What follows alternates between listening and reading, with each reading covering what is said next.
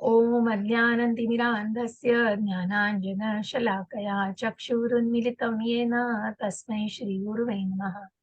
नमो विष्णुपदाय कृष्णपृष्ठाय भूतले श्रीमते भक्तिवेदान्तस्वामिने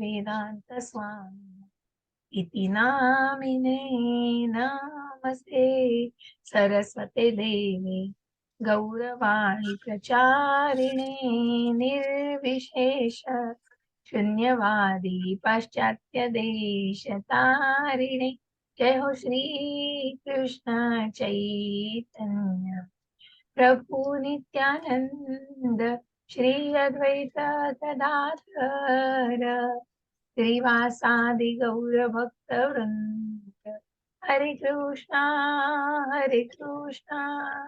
कृष्णा कृष्णा हरे हरे हरे रामा राम राम हरे हरे हरे कृष्णा कृष्णा कृष्णा हरे हरे हरे राम हरे राम राम राम हरे हरे हरे कृष्णा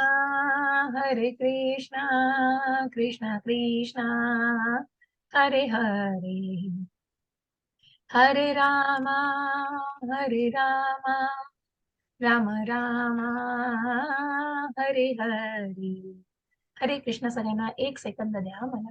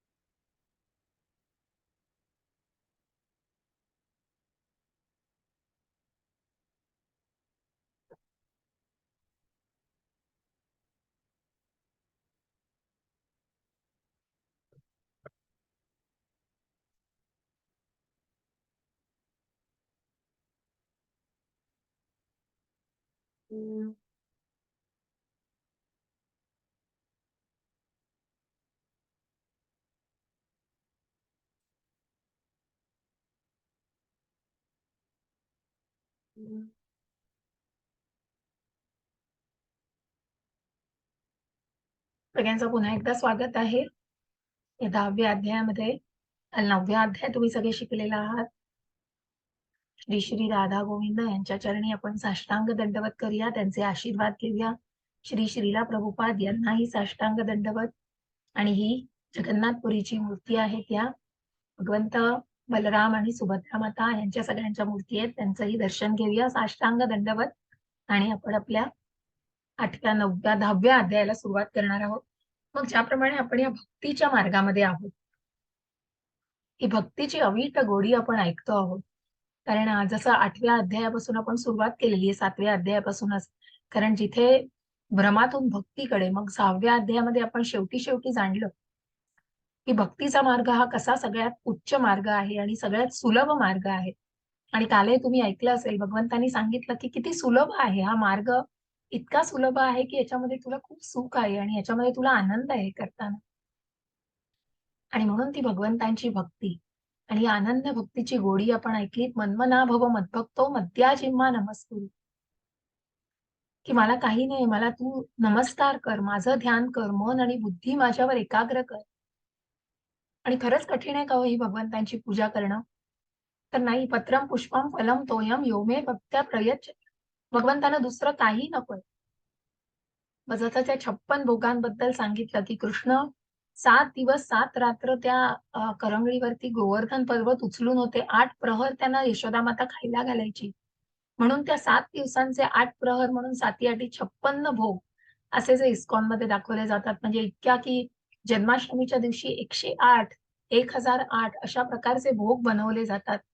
प्रत्येक भक्ताकडून अनेक प्रकारे अशा अवीट गोडीचा हा मार्ग आहे. हो, अवीट भक्तीच्या गोडीचा मार्ग आहे. आणि मग काल तुम्ही त्या महात्म्यांविषयी ऐकलं असेल. मग असे महात्मे खूप माधवेंद्रपुरी जे ईश्वरपुरीचे माधवेंद्रपुरींची आपण कथा ऐकली, की जे यमुनेच्या तरी बसले असताना मग गोपाल स्वतः प्रत्यक्ष भगवंत त्यांच्यासाठी दूध घेऊन येतात. आणि दूध घेऊन आल्यानंतर मग नंतर पुन्हा ते येत नाहीत, परंतु त्यांना दृष्टांत होतो आणि तुम्हाला इथून बाहेर काढ, त्या काट्या-कुट्यातल्या झुडपातनं, की माझ्या अंगाला चंदनाचा लेप लाव आणि मला तू भूक लागली आहे खूप, खायला दे, म्हणजे तू त्याप्रमाणे मला नैवेद्य अर्पण कर. हे सगळं भगवंत प्रत्यक्ष सांगतात. तेव्हा कुठेतरी माधवेंद्र पुरींना खूप खेद होतो, की आपण भगवंतांकडून ही सेवा करून घेतली. आणि म्हणूनच मग भगवंत अ, अ, माधवेंद्रपुरी त्या झुडपांमध्ये जातात गावकऱ्यांच्या मदतीने आणि त्या मूर्तीची प्रतिष्ठापना करतात आणि तेच नाथद्वारचं कृष्णाचं मंदिर आहे, जे नाथद्वारला उभं राहिलेलं आहे. त्याचं पण चित्र तुम्हाला दाखवलं जाईल. श्रीनाथजी जे आहे, ते मंदिर उभारलं गेलेलं आहे. अशी ही भक्तीची गोडी आणि असं हे दुर्लभ आत्मा, हे दुर्लभ अतिशय दुर्लभ असतात म्हणून त्यांना दुर्लभ म्हटलं. हे महात्मे अगदी दुर्लभ असतात, जे शुद्ध भक्तीमुळे की आपली तहान-भूक सुद्धा त्यांची हरपलेली असते त्याच्यामध्ये. आणि अशा या अनन्य भक्तीविषयी आपण जाणतो आहोत, की ती खूप सुलभ आहे हो करायला, खूप कठीण नाहीये. हा भक्तीचा मार्ग अत्यंत सोपा आहे. आणि म्हणून आज 10व्या अध्यायामध्ये आपल्याला जाणायचंय, चतुश्लोकी गीतेबद्दल जाणायचंय. मग भगवंत प्रत्यक्ष स्वतःच्या मुखकमलातून सांगतायत, की मग माझ्या विभूती कुठल्या आहेत? म्हणजे अर्जुनाने मान्य केलेलं आहे, की त्याचा माझा संभ्रम आता दूर झालेला आहे आणि आता मी पूर्णपणे तुम्हाला पुरुषोत्तम भगवान म्हणून जाणते. तुम्ही सर्वोच्च पदावरती आहात हे मी पूर्णपणे जाणलेलं आहे. इथेच भगवद्गीता संपली असती हो. परंतु नाही, अर्जुनाने भगवंतांना अजूनही प्रश्न विचारलेत आणि ते प्रश्न आपल्यापर्यंत यावे त्याची उत्तरं. हाच एक निव्वळ प्रयोजन होतं भगवंतांचं त्याच्यामागे. कृष्ण हा पहिला श्रोता आहे, पण ह्या सगळ्याचं ज्ञान आपल्यापर्यंत येतंय. आणि म्हणूनच भगवंत प्रत्यक्ष आपल्या मुखकमलातून सांगतायत, की कृष्णाविषयीचं ज्ञान देतायत. मग भगवंत प्रत्येक वेळी ज्ञान देताना सांगतायत, की तुला मी हे दिलेलं ज्ञान, की भविष्यामध्ये तुला अतिशय म्हणजे इतकं मी हे प्रॅक्टिकल, इतकं असं दिव्य ज्ञान देतो आहे आणि आताही भगवंत या 11व्या अध्यायात 10व्या अध्यायात तेच सांगतायत सुरुवातीला. हरे कृष्ण प्रभूजी. अनम्यूट करू शकता प्रभूजी? किरण प्रभूजी? हा येस.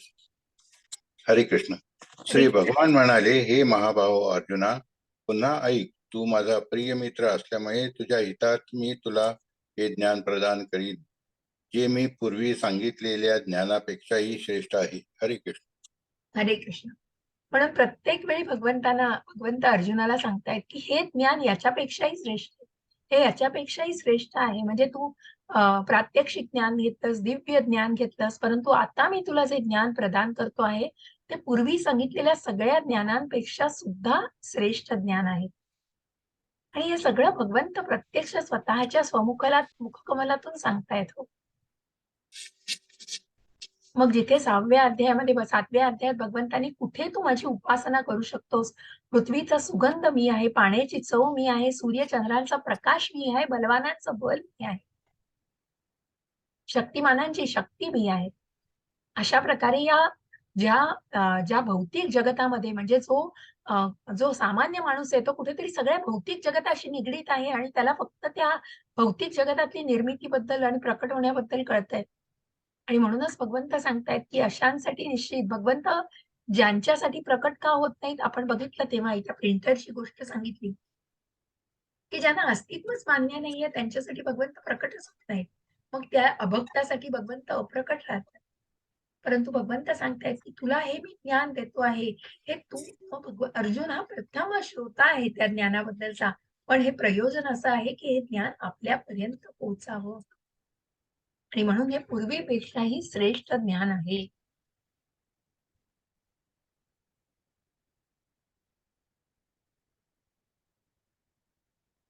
न मे विदुः सुरगणः प्रभवं न महर्षयः अहमादिर्हि देवानां महर्षीणां च सर्वशः. हरे कृष्ण माताजी.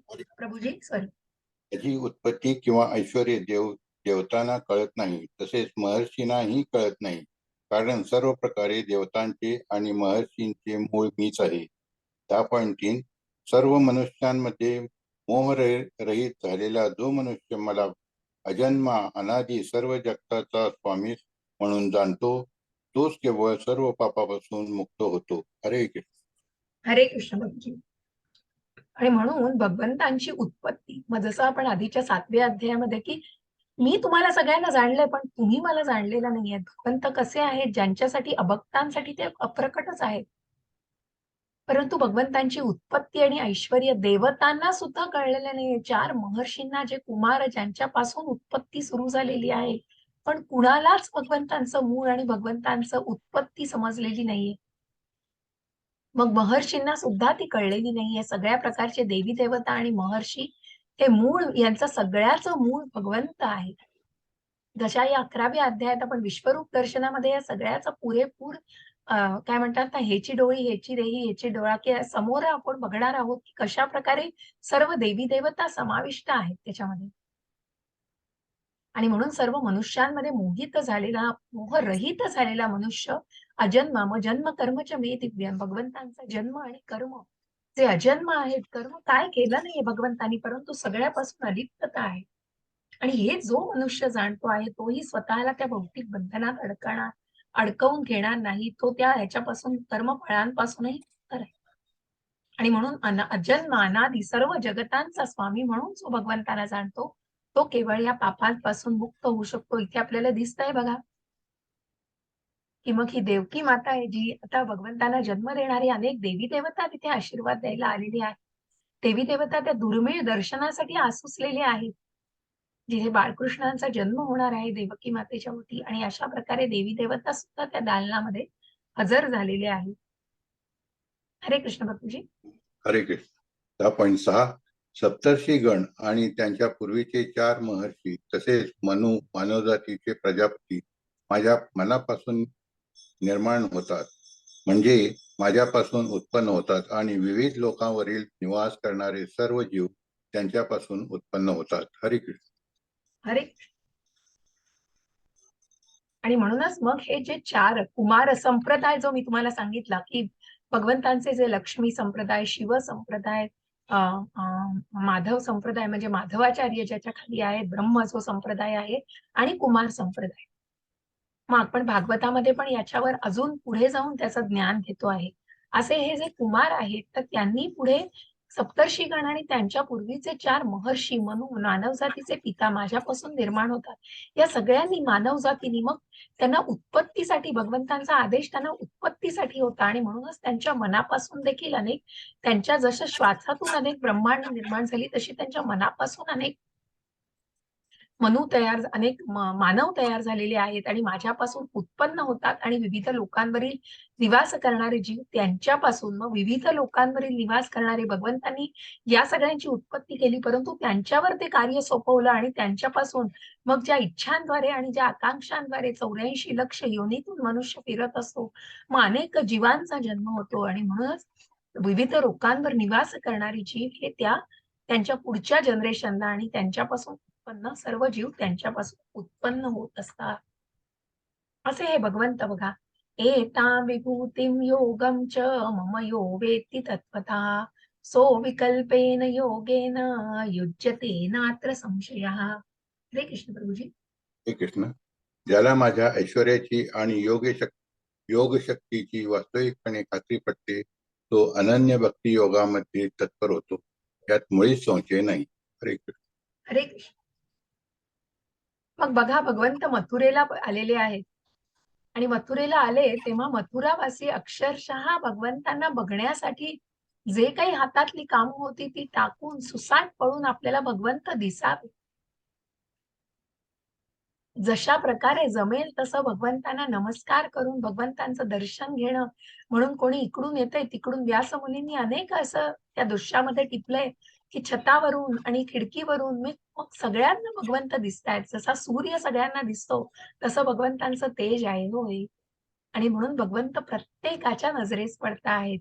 ज्याला माझ्या ऐश्वर्याची आणि योगशक्तीची वास्तविकपणे खात्री पटते, तो अनन्य भक्तीमध्ये, तोच शुद्ध भक्तीमध्ये ज्याने ते लोक ती गोष्ट मान्य केलेली आहे. ऐश्वर्य आणि योग शक्ती या भगवंतांच्या आहेत. योग माया आणि मोह माया त्यातली ही जी योग शक्ती ही भगवंतांची आहे आणि ते त्या भक्तीमध्ये स्वतःला झोकवून देतात. यात मुळीच संशय नाही. आता इथपासून काय सुरू होतंय? 10.8, 9, 10, 11 चतुश्लोकी गीता ज्यामध्ये भगवंतांनी गीतेचं सार सांगितलेलं आहे. या 4 श्लोकांमधून भगवंतांनी स्वतःच्या मुखकमलातून उपदेश करून या गीतेचं सार, सगळ्या गीतेचं सार याच्यामध्ये सांगितलेलं आहे. मग भगवंत सांगतायत, "अहं सर्वस्य प्रभवो मत्तः सर्वं प्रवर्तते इति मत्वा भजन्ते मां बुधा भावसमन्विताः." हरे कृष्ण प्रभुजी. ही सर्व प्राकृत आणि आध्यात्मिक जगताचा उत्पत्ती करता आहे. सर्व काही माझ्यापासून उद्भवते. जे बुद्धिमान मनुष्य हे पूर्णपणे जाणतात ते माझ्या भक्तीमध्ये संलग्न होतात आणि अंतःकरणपूर्वक मला भजतात. हरे कृष्ण. हरे कृष्ण. आणि म्हणूनच जसं मी म्हटलं की भौतिक प्रकृती ही भगवंतांची आहे आणि आध्यात्मिक प्रकृती ही भगवंतांची आहे आणि सर्व काही भगवंतांपासून उद्भवतं. बीज देणारे पिता हे भगवंत आहेत. दुसरा सृष्टीकर्ता ब्रह्मा आहे. परंतु बीज मुळात कोणापासून आलेलं आहे? तर भगवंतांपासून आलंय. आणि म्हणून जे बुद्धिमान मनुष्य, कालही आपण जाणलं की जे योगामध्ये, मग योग म्हणजे जे भगवंतांच्या सेवेमध्ये आहे, जी कमिटमेंट आहे, जी कृष्ण भावना जोपासली जाते, तेच पूर्णपणे बुद्धिमान मनुष्यांना वाटतं की तेच योगी आहेत आणि ते भक्तीमध्ये संलग्न होतात आणि अंतःकरणपूर्वक मला भजतात. खूप सुंदर असा संबंध दाखवलाय बघा ह्या 10.8, 9, 10, 11 याच्यामध्ये आपल्याला 3 संज्ञा शिकायच्या आहेत. मग त्या कुठल्या आहेत माहितीये? संबंध, अभ्युदय आणि प्रयोजन. मग हा जो पहिली स्लाइड आहे ती कुठेतरी भगवंतांशी संबंध जोडण्याचा बघा, की भक्तीमध्ये संलग्न झाल्याशिवाय भगवंत भेटत नाही. आणि अंतःकरणपूर्वक हो मग फळाची अपेक्षा न ठेवता निष्काम पद्धतीने ते नामस्मरण करा. बघा तुम्हाला काय प्रचिती येते त्याची. खूप कठीण आहे. आपण तर भौतिक युगात आहोत आहोत. व्यापार युगात अर्जुन सांगतोय माझ्या मनाला मी थांबवू शकत नाही. ती आपली काय कथा आहे? आणि म्हणून मग ज्या प्रकारे भगवंतांनी खूप सुंदर असं उदाहरण घेतलेलं आहे, की जे एक स्त्री-पुरुष ज्यांच्यामध्ये संबंध तयार होतो, एकत्र येतात. मग त्यांच्यामध्ये अभ्युदय काय होतं, तर ते लग्नबंधनात अडकतात आणि त्याच्यानंतर ते जबाबदाऱ्या, कुटुंबाच्या जबाबदाऱ्या घेतात. मग संबंध, अभ्युदय आणि प्रयोजन काय? तर हे संसार, सुखी संसार करून ज्या काही संतती निर्माण करायच्या आहेत, त्या कृष्ण भावना भावित संतती निर्माण करायच्या. अशा प्रकारे तल्लीन होऊन आणि मग असं आपल्याला दिसतंय, हा व्हिडिओ बघा सगळ्यांनी.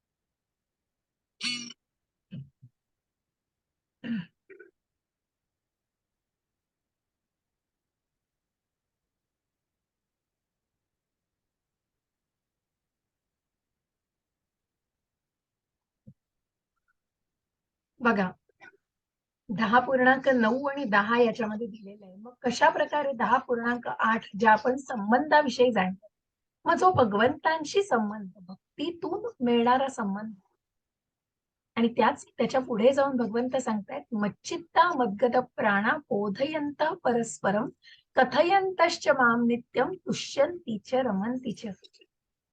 मग मला सांगा, किती जणांना तुम्हाला टीव्ही बघायला खूप आवडतो हो? तुम्हाला टीव्ही बघणं, काय मिळतं त्या टीव्ही बघण्याने, त्या बातम्या आणि काय काय मिळतं त्याच्यातनं? आज मी अनम्यूट आहे मला वाटतं तुम्ही सगळे. तर तुम्हाला काय वाटतं त्याच्याविषयी? तुम्हाला आनंद मिळतो त्या गोष्टींमधनं? मिळतो तुम्हाला आनंद? आनंद नाही मिळत. का नाही मिळत? कारण खूप उदास करणाऱ्या बातम्या असतात. मग कोणी कोणाचं हत्या केली आहे, कोणी कोणाला फसवलंय, कोणी हे केलंय, ते केलंय. अहो, मी तर 2-3 वर्ष झाले, म्हणजे त्या कोविडमध्ये तर उच्छाद मांडला होता, ज्या मीडियाने सगळ्यांच्या मनांची, म्हणजे जे काही आधीच लोक घाबरलेली होती त्याच्यामध्ये भीती बसवून खूप चुकीच्या प्रकारे त्या गोष्टींचा प्रसार केला गेला. आणि ते किती चुकीचं होतं तेच आपल्याला बघा. त्याच्याच कंपॅरिझन मध्ये मग आपण म्हणतोय की तुष्यंतीच्या रमंतीच्या, जेव्हा भक्त माझ्याबद्दल काही बोलतात आणि माझ्याबद्दलचे विचार एकमेकांशी शेअर करतात, तेव्हा त्यांना काय आनंद होतो ते त्याच्यातच रमतात हो. माझ्या शुद्ध भक्तांचे विचार माझ्यामध्ये वास करतात. त्यांचे जीवन माझ्या सेवेसाठी समर्पित केलेलं आहे आणि त्यांनी एकमेकांना ज्ञान देऊन माझ्या बोलण्यातून त्यांना खूप समाधान आणि आनंद मिळतो. म्हणजे काय, ह्याच ऍक्टिव्हिटीज, अभ्युदय म्हणजे काय, तर ह्या ऍक्टिव्हिटीज झालेल्या आहेत. की कीर्तन, जसं आता प्रभुपाद करतायत कीर्तन, की ज्याच्यामध्ये बघा सगळे कसे तल्लीन होऊन नाचतायत, मन भारावून नाचतायत, अगदी तन मन धनाने पूर्णपणे प्रभुपादांबरोबर. मग हा डान्स प्रभुपादांनी शिकवलेला आहे, खाली हात वरती करून, मग हरे राम हरे कृष्ण कृष्ण कृष्ण हरे हरे कृष्ण कृष्ण कृष्ण हरे हरे, हरे राम राम राम हरे हरे. अशा प्रकारे मग आपण पुढे जाणार आहोत, जिथे 10.10 आपल्याला दिसतंय. मग याच्यात भगवंत काय सांगतायत, तेषां सततयुक्तानां भजतां प्रीतिपूर्वकं ददामि बुद्धियोगं तं येन मामुपयान्ति ते. हरे कृष्ण प्रभूजी. जे प्रेमाने माझी सेवा करण्यासाठी सतत समर्पित असतात, मी समज देतो की ते माझ्याकडे येऊ शकतात. हरे हरे कृष्ण. मग सेवा करणं नुसतं प्रेमात पडणं नाही हो. जसं आता आई आणि मुलाचं प्रेम असतं, मग ती आई मुलासाठी काय वाटेल ते करायला तयार असते हो. ती सेवा असो, ते प्रेमाने केलेलं असो, कसंही असो, पण ती जी भक्ती आणि ते जे प्रेम आहे, त्या प्रेमाची अतूट आहे हो ते प्रेम. आणि तसंच भगवंतांवर या गोपींनी प्रेम केलेलं आहे. पापण्या सुद्धा का लावल्या म्हणून ब्रह्मांवर रागावल्या होत्या, त्या इतक्या त्या गोपी भगवंतांच्या प्रेमामध्ये असतात. आणि त्यातली राधा राणी ही सर्वात महत्वाची गोपी, जी भगवंतांच्या नित्य निकट आहे.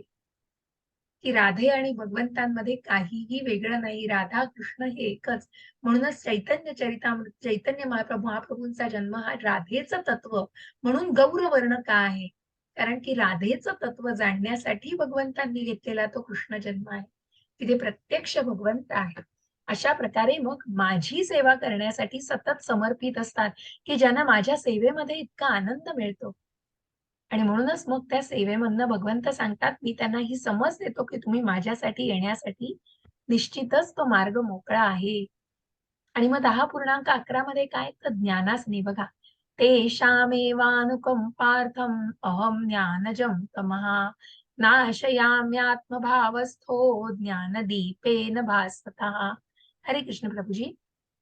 त्यांच्यावर त्यांच्यावर विशेष अनुग्रह करण्यासाठीच त्यांच्या हृदयात वास करणारा मी ज्ञानरूपी तेजस्वी दीपाने अज्ञानामुळे उत्पन्न झालेल्या अंधकाराचा नाश करतो. हरे कृष्ण. हरे कृष्ण. आणि म्हणूनच त्या भक्तांवर विशेष अनुग्रह करण्यासाठी त्यांच्या भगवंत प्रत्येकाच्या हृदयामध्ये परमात्मा आहे, परंतु ज्ञानरूपी तेजस्वी. मग हे जाणण्यासाठी जसं म्हटलं की उत्तम गुरु, आजही प्रभूजींनी खूप सुंदर सांगितलं, सकाळच्या प्रभूजींचं लेक्चर ऐकलं असेल, की साधू, मग ती फॅशन नाहीये हो गुरु ठेवणं म्हणून, किंवा तुम्ही भागवतम घरी आणलं आणि वाचायला सुरुवात केलीये. नाही, ते योग्य पद्धतीने करण्यासाठी त्या साधू पुरुषांची गरज आहे.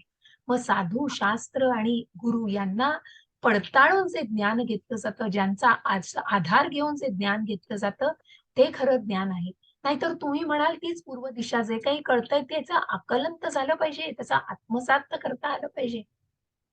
आणि म्हणून भगवंत म्हणतायत, त्यांच्यावर विशेष अनुग्रह करण्यासाठी त्यांच्या हृदयात वास करणारा मी ज्ञानरूपी तेजस्वी दीपाने अंधकार रूपी अज्ञानाला निश्चितच दूर करीन.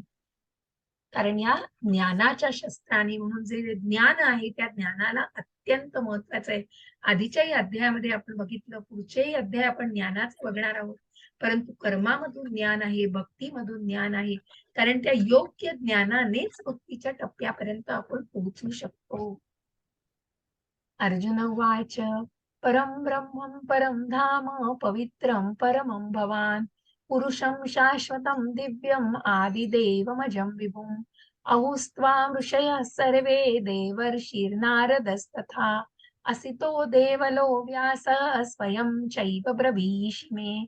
हरे कृष्ण प्रभुजी. अर्जुन म्हणाला, तुम्हीच पुरुषोत्तम भगवान परम धाम परम पवित्र परम सत्य आहात. तुम्ही शाश्वत दिव्य आदि पुरुष अजन्मा विभू आहात. नारद, असित, देवल आणि व्यास यासारख्या महर्षींनी तुमच्याबद्दलच्या या सत्याला पुष्टी केलेली आहे. आणि आता स्वतः तुम्हीही मला तेच सांगत आहात. श्री कृष्ण. हरे कृष्ण. आणि म्हणून मग अर्जुन फक्त भगवंतांचा प्रिय सखाय म्हणून त्यांनी मान्य नाही केलं सगळं. तो पुरुषोत्तमांना जाणतोय आधीपासूनच, परंतु जे त्यांनी ज्ञान दिलेलं आहे, दुसऱ्या अध्यायापासून भगवंतांनी ज्ञानाचा खजिना उघडला. आणि भगवंत प्रत्यक्ष 7व्या अध्यायापासून ज्या भक्ती मार्गातून भगवंत प्रत्यक्ष स्वतःच्या मुखाकमलातून सांगतायत की तू कुठे माझी उपासना करू शकशील, आणि कशा प्रकारे भगवंतांच्या जन्माचं आणि कर्माचं भगवंतांनी दिव्य हे रहस्य सांगितलेलं आहे. हे सगळं अर्जुनाने जाणलेलं आहे. आणि आता अर्जुन सांगतोय की मी तुम्हाला शरण गेलोय आणि माझा भ्रम आता दूर होईल. कारण तुम्हीच पुरुषोत्तम भगवान परमधाम परम पवित्र सत्य आहात. आणि तुम्ही हे शाश्वत दिव्य आदिपुरुष अजन्म आणि विभू आहात. आणि हे सगळं नारद, असित, व्यास, देवल या सगळ्या ऋषींनी सांगून ठेवलेलं आहे. परंतु हे तुम्ही आता पुन्हा तुमच्या मुखकमलातून मला सांगत आहात की त्याचं महात्म्य किती आहे. आणि म्हणून हे तुम्ही मला स्वतः दिलेलं ज्ञान आहे ते तुम्ही सांगत आहात. सर्वमेतर्तं मन्ये येन्मां वदसि केशव नहि मे नहि ते भागवतं व्यक्तिं विदुर्देवान दानवः. हरे कृष्ण प्रभुजी. हे कृष्णा, तुम्ही जे सर्व मला सांगितले आहे ते मी पूर्णतया सत्य मानतो. हे भगवान, केवळ देवता तसेच दानव तुमचे व्यक्तित्व जाणू शकत नाही. 10.15 हे पुरुषोत्तम, हे भूतभावन भूतेश, देवाधिदेव, हे जगतपते, खरोखर तुम्हीच केवळ आपल्या अंतरंगा शक्तीद्वारे स्वतःला जाणू शकता. हरे कृष्ण. हरे कृष्ण. आणि म्हणूनच भगवंत सांगतायत की तुम्ही जे सर्व मला अर्जुनाने सांगितलं भगवंतांना, की जे काही तुम्ही मला सांगितलेलं आहे ते पूर्णपणे मी सत्य मानतोय. मला पूर्णपणे खात्री झालेली आहे. आणि हे भगवंता, देवता तसेच दानव सुद्धा तुमचं व्यक्तित्व जाणू शकत नाही. जसं आपण आपल्या ग्रँड टू ग्रँड पेरेंट्सना बघितलेलं नसतं, आपण त्यांना काही त्यांच्याबद्दल जाणू शकत नाही. आपल्या पालकांविषयी सुद्धा आपल्याला माहिती घेऊन त्याच प्रकारे भगवंत म्हणतायत की तुझं व्यक्तित्व, मग देवता तसेच दानव तुमचं व्यक्तित्व, भगवंतांचं व्यक्तित्व जाणू शकत नाही. परंतु भगवंतांनी जे काही सर्व मला सांगितले आहे ते मी पूर्णतः सत्य मानतो, हे अर्जुनाने कबूल केलेलं आहे. आणि म्हणून हे पुरुषोत्तम आहे, भूत भावना भूतेश देवादिदेव, हे जगतपते, खरोखर तुम्हीच केवळ, की ज्या अंतरंग शक्ती आहेत भगवंतांच्या. जसं मी म्हटलं की जशी एक कथा आहे ब्रह्मांची, की ब्रह्मांनी जेव्हा गुराखी म्हणून भगवंत राहत होते, नंदाच्या गायी पाळत होते, तेव्हा त्या गुराखीच्या वेशामध्ये मग अनेक असुरांचा ज्यांनी वध केलेला आहे असं ते ऐकून होते. पण ते भगवंतांची कुठेतरी परीक्षा घ्यायचं ठरवतात. आणि एवढूसा हा बालक कोण, भगवंत ही विश्वाचा सगळा तिन्ही लोकांचा राजा आहे आणि भगवंत आहे, कशावरून. आणि म्हणून ते परीक्षा घ्यायचे ठरवतात आणि एका मिनिटासाठी ते त्यांच्या गायी तिकडून अदृश्य करतात. इवन त्यांचे गोपी पण अदृश्य करतात. आणि ज्या गायी बघायला गोपी जातात त्यांनाही अदृश्य करतात. राहतात श्रीकृष्ण. मग श्रीकृष्ण ओळखतात काहीतरी आहे गडबड, ते तिथे जातात, बघतात तर काही मूर्छित होऊन पडलेले असतात आणि त्यांची शस्त्रास्त्र पण तिथेच पडलेली असतात.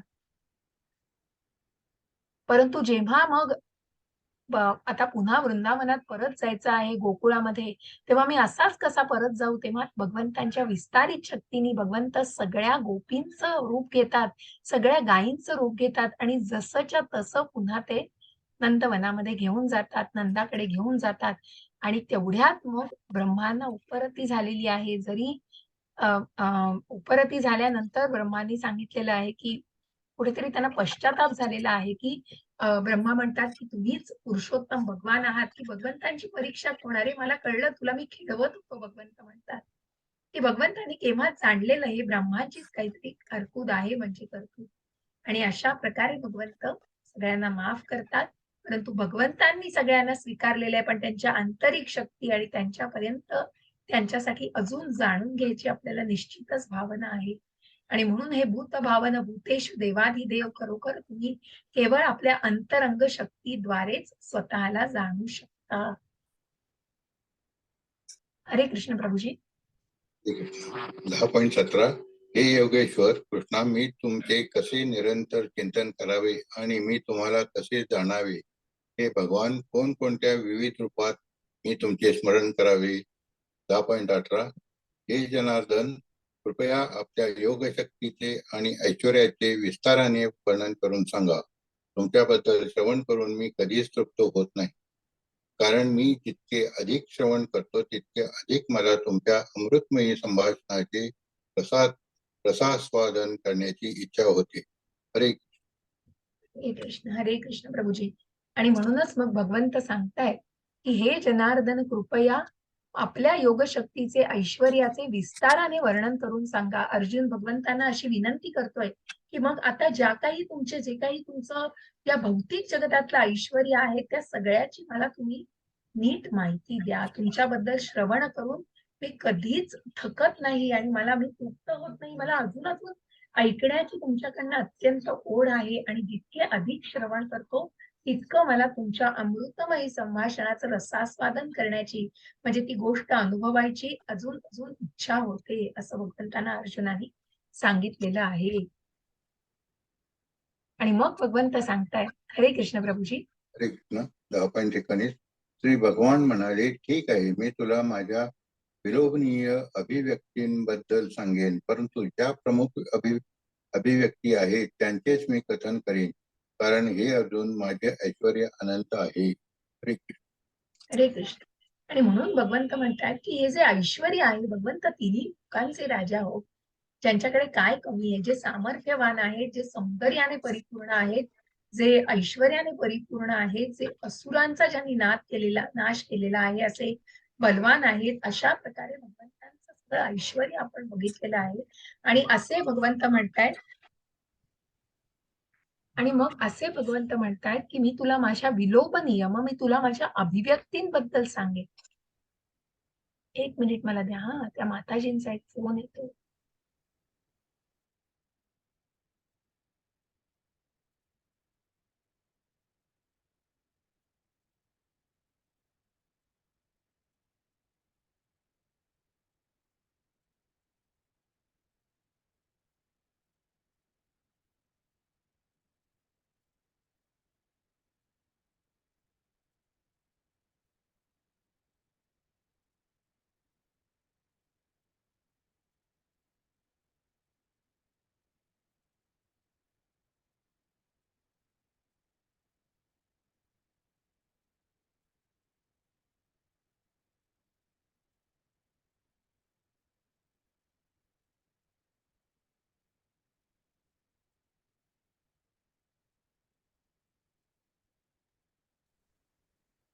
ओके.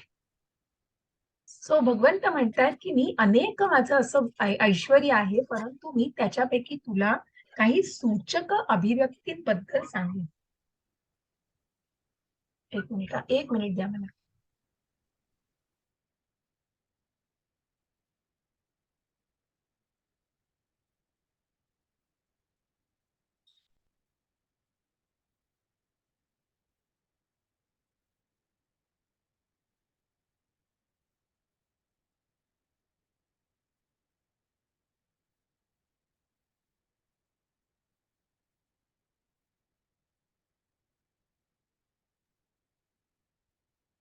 तर अशा या चित्रामध्ये दिसतायत तुम्हाला त्या सूचक अभिव्यक्ती आहे. भगवंत म्हणतायत की भगवंतांचं ऐश्वर्य हे अनंत आहे हो. अफाट आहे भगवंतांचं ऐश्वर्य. परंतु त्यातल्या काही सूचक अभिव्यक्ती बघा, भगवंतांनी कुणावरही स्वतःला लादलेलं नाहीये.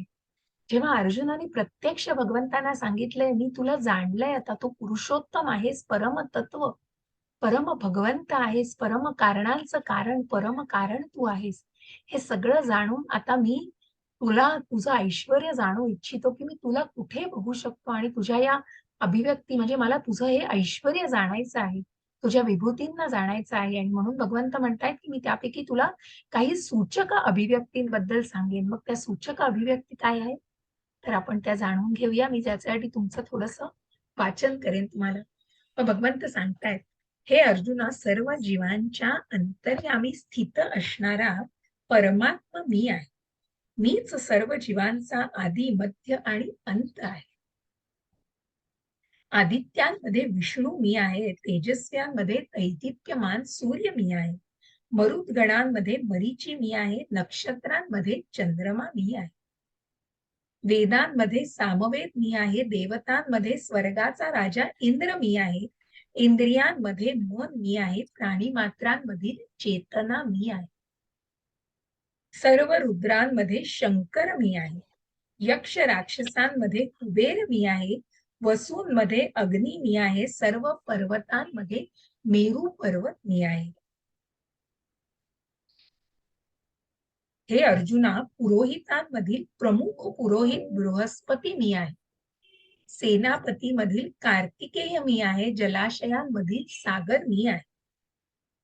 महर्षींमध्ये भृगु महर्षी मी आहे, ध्वनीमध्ये ओंकार, दिव्य ओंकार मी आहे. यज्ञांमध्ये जपयज्ञ मी आहे, अचल पदार्थांमध्ये हिमाचल पर्वत मी आहे. सर्व वृक्षांमध्ये अश्वत्थ वृक्ष मी आहे, सर्व देवर्षींमध्ये नारद मी आहे, गंधर्वांमध्ये चित्ररथ मी आहे, सर्व सिद्ध पुरुषांमध्ये कपिल मुनी मी आहे. अमृत प्राप्ती करता केलेल्या समुद्र मंथनातून उत्पन्न झालेल्या अश्वांमधील अश्व उच्चैश्रवा मी आहे आणि गजेंद्रांमधील ऐरावत मी आहे. मनुष्यांमध्ये राजा मी आहे. आयुधांमध्ये वज्र मी आहे, गायींमध्ये सुरभी गाय मी आहे, प्रजोत्पादनास कारण असणारा कामदेव मदन मी आहे, सर्पांमध्ये वासुकी मी आहे, नागांमध्ये अनंत नाग मी आहे, जलचरांमध्ये वरुण मी आहे, पितरांमध्ये अर्यमा मी आहे, नियमन करणाऱ्यांमध्ये मृत्यूचा नियंता यमदेव मी आहे, दैत्यांमध्ये भक्तराज प्रल्हाद मी आहे, दमन करणाऱ्यांमध्ये काळ मी आहे, पशूंमध्ये सिंह मी आहे, पक्ष्यांमध्ये गरुड मी आहे. सर्व सृजनांचा आदी, अंत आणि मध्यही मीच आहे. सर्व विद्यांमध्ये अध्यात्म विद्या मी आहे. तर्कशास्त्रीमध्ये निर्णायक सत्य मी आहे. पवित्र करणाऱ्यांमध्ये वायू मी आहे. शस्त्र धारण करणाऱ्यांमध्ये राम मी आहे. मत्स्यांमध्ये मकर मासा मी आहे. प्रवाही नद्यांमध्ये गंगा नदी मी आहे. अक्षरांमध्ये आकार मी आहे. समासांमध्ये द्वंद्व समास मी आहे. अविनाशी काळही मीच आहे. सृष्टीकर्त्यांमध्ये ब्रह्मदेवही मीच आहे. सर्व हरण करणारा मृत्यू मी आहे. भविष्यांमध्ये अस्तित्वात येणाऱ्या प्रत्येक वस्तूचं कारण मी आहे. स्त्रियांमधील कीर्ती, ऐश्वर्य, मधुरवाणी, स्मृती, बुद्धी, दृढता, क्षमा हे गुण मी आहे. सामवेदातील स्तोत्रांमध्ये बृहत्साम मी आहे. छंदांमध्ये गायत्री मी आहे. मासांमध्ये मार्गशीर्ष मास मी आहे. ऋतूंमध्ये वसंत ऋतू मी आहे. फसवणाऱ्यांमधील द्यूत देखील मी आहे. तेजस्व्यांचं तेज देखील मी आहे. विजय देखील मी आहे आणि साहस आणि बलवानाचं बलही मीच आहे. वंशीयांमध्ये वासुदेव मी आहे. पांडवांमध्ये अर्जुन मी आहे. मुनींमध्ये व्यास मुनी मी आहे. महान विचारक कवींमध्ये उशना कवी मी आहे. अराजकतेचे दमन करणाऱ्या सर्व साधकांच्या दंडामध्ये मी आहे. जे विजयेच्छू आहेत त्यांची नीती देखील मी आहे, रहस्यांमधील मौन मी आहे, ज्ञानी जनांमधील ज्ञान मी आहे. हे अर्जुना, संपूर्ण सृष्टीचं बीज मी आहे. कोणताही चराचर प्राणी माझ्याशिवाय अस्तित्वात राहू शकत नाही. आणि म्हणून भगवंत सांगतायत इथे, हरे कृष्ण प्रभूजी. हरे कृष्ण. शिवाय हे अर्जुना, मी सर्व अस्तित्वांची उत्पत्ती करणारा बीज आहे. असे कोणतेही अस्तित्व नाही, हलणारे किंवा न हलणारे, जे माझ्याशिवाय अस्तित्वात असू शकते. 10:45 हे परंतप, माझ्या दिव्य विभूतींना अंत नाही. मी तुला जे सांगितले आहे ते माझ्या अनंत विभूतींचे केवळ सूचक आहे. हरे कृष्ण. हरे कृष्ण. ज्या भौतिक आणि आध्यात्मिक, मग ज्या परा आणि अपरा शक्तीबद्दल आपण जाणलं, की सर्व अस्तित्वाची उत्पत्ती करणारं सगळ्याचं बीज हे भगवंतापासून आहे. ब्रह्मा हे उत्पत्ती करता, सृष्टी करता हे दुसरे निर्माता आहेत, परंतु बीज देणारे हे भगवंतच आहेत. आणि म्हणून असं कुठलंच अस्तित्व नाही. मग ते अचल असो, चल अचल कुठलंही असो, चर अचर हे सर्व भगवंतांपासूनच आहे. जसं आपण म्हटलं, ही सृष्टी मृत आहे, की त्याच्यामध्ये ड्रायव्हर, ती कार नुसती निश्चित पडून असते, त्याच्यामध्ये ड्रायव्हर, मग ती योग माया जर नसली तर कशा प्रकारे ही सृष्टी चालणार आहे. आणि म्हणूनच भगवंतांशिवाय काहीही अस्तित्वात असू शकत नाही. आणि म्हणूनच परंतपा, माझ्या दिव्य विभूतींना अंत नाही. तुला जे मी सांगितले आहे ते फक्त एक सूचक अभिव्यक्ती, म्हणजे आता पांडवांमधील अर्जुन किंवा बलवानांचं बल सांगितलं, किंवा अनेक इतर भगवंतांनी ज्या काही विभूती सांगितल्या आहेत, उच्चैश्रवा, ऐरावत, त्या सगळ्या कुठेतरी फक्त त्या सूचक अभिव्यक्ती आहेत. पण त्याच्या व्यतिरिक्त भगवंत सांगतायत, यद्यद्वी भूतिमत्सत्वं श्रीमदुर्जितमेव वा तत्तदेवागच्छं त्वं मम तेजोश संभवम. हरे कृष्ण प्रभूजी. सर्व ऐश्वर्यवान, सुंदर आणि तेजस्वी अभिव्यक्ती माझ्या तेजाच्या केवळ एका स्फुल्लिंगातून उत्पन्न झाल्या आहेत, हे तू जाण. हरे कृष्ण प्रभूजी. आणि म्हणूनच हे माझ्या स्फुल्लिंगातून, कशा प्रकारे भगवंतांच्या श्वासातून ब्रह्मांड निर्माण झालेली आहे, व भगवंतांच्या स्फुल्लिंगातून अशा प्रकारची तेजो ज्या अभिव्यक्ती निर्माण झालेल्या आहेत, या फक्त हे अनंत आहे. भगवंत म्हणाले हे ऐश्वर्य अनंत आहे. मग ज्या असुरांचा वध केलेला आहे आणि अनेक असं सामर्थ्य, ऐश्वर्य असलेले भगवंत, की यांच्या फक्त स्फुल्लिंगातून हे सर्व निर्माण होत आहे, हे तू जाणण्याचा प्रयत्न कर. आणि म्हणूनच भगवंत सांगतायत, अथवा बहुनैतेन किन्यातेन तवार्जुन पिष्ठप्याहमिदं कृत्स्नम् एकांशेन स्थितो जगत. हरे कृष्ण प्रभूजी. परंतु हे अर्जुना, या साऱ्या सविस्तर ज्ञानाची काय आवश्यकता आहे? माझ्या केवळ एकाच अंशाने मी हे संपूर्ण विश्व व्यापून धारण करून राहिलो आहे. अरे हरे कृष्ण. असे हे परमात्मा प्रत्येकाच्या हृदयामध्ये निवास करतायत. पंडिता समदर्शिना. बघा, की मग जो ब्राह्मण ज्याने ओळखलेला आहे की प्रत्येक जीवामध्ये जो परमात्म्याला बघतो आहे, मग कशासाठी याची आवश्यकता आहे? ज्या प्रत्येक जीवामध्ये परमात्मा दिसतायत, सर्व विश्वाला व्यापून राहिलेले आहेत भगवंत, आणि एका अंशातून त्यांनी, की जे परमात्मा हा, आपण आत्मा या परमात्म्याचा अंश आहे, आणि अशा या अंशातून भगवंतांनी सारं विश्व व्यापून टाकलेलं आहे. म्हणून या अभिव्यक्तींची खरंच गरज आहे का, अर्जुनाला विचारतायत ते. आणि म्हणून या एका अंशातून भगवंतांनी सारं विश्व व्यापून टाकलेलं आहे. अशा या विभूतींचं वर्णन आपण भगवंतांकडून स्वतः त्यांच्या मुखकमलातून ऐकलंय. जेव्हा अर्जुन त्यांना विनंती करतो, की मला आता सगळं मान्य आहे, माझा भ्रम दूर झालेला आहे, आणि माझ्या मनामध्ये कुठल्याही प्रकारचं आता कुठल्याही भावना अशा नाहीत की जेणेकरून मी युद्धाला नकारीन, पण मला अजूनही तुमच्याकडे जे प्रश्न आहेत, माझ्याकडे प्रश्न आहेत, ते जाणून घ्यायचे आहेत. आणि म्हणून भगवंतांना विचारलेले प्रश्न भगवंतांनी उत्तर दिलेलं आहे. आणि कशा प्रकारे उगम आणि निर्माता आहेत, भगवद्गीतेचं सार, ज्या 8, 9, 10, 11 संबंध, अभ्युदय आणि प्रयोजन कशा प्रकारे आपण जाणलेलं आहे.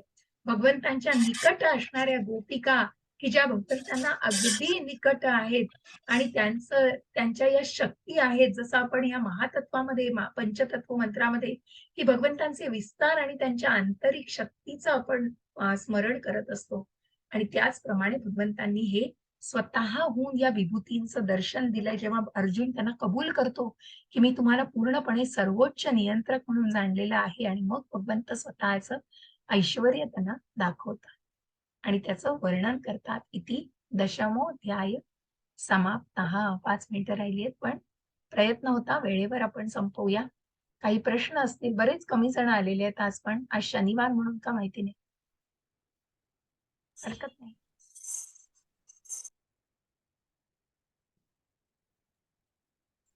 निगेटिव्ह विचार येतात. बरोबर, विसुधा माताजींनी छान उत्तर दिलंय. आता मी तुम्हाला सगळ्यांना अनम्यूट करते आणि तुम्ही प्रश्न विचारू शकता. मी रेकॉर्डिंग थांबवते.